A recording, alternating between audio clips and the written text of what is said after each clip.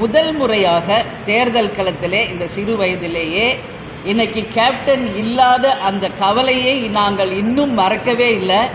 அந்த மிகப்பெரிய சோகத்திலிருந்து இன்னும் நாங்கள் மீளவே இல்லை. நான் இந்த தேர்தலில் வேணாமா, இன்னும் எனக்கு அப்பா ஞாபகமாக தான் இருக்குது, என்னால் இன்னும் அந்த சோகத்திலேருந்து நான் வெளியே வரலன்னு தான் விஜய் பிரபாகர் எவ்வளவோ சொன்னார், எல்லா நிர்வாகிகள்கிட்டையும் சொன்னார். ஆனால் எங்களுடைய மாவட்ட கழக செயலாளர், நிர்வாகிகள், தலைமை கழகம் எல்லாம் விஜய் பிரபாகர்ட்ட இல்லை, நீ இந்த முறை போட்டியிடணும், அப்பா இல்லாதது போது நீ போட்டியிடணும் விருதுநகர்லன்னு சொன்னதுனால அந்த அன்பு கட்டளையை ஏற்று தான் அவர் போட்டியிட்டார். ஆனாலும் கடைசி வரைக்கும் எதுலேயுமே தன்னுடைய முயற்சியை யாருமே கைவிடலை.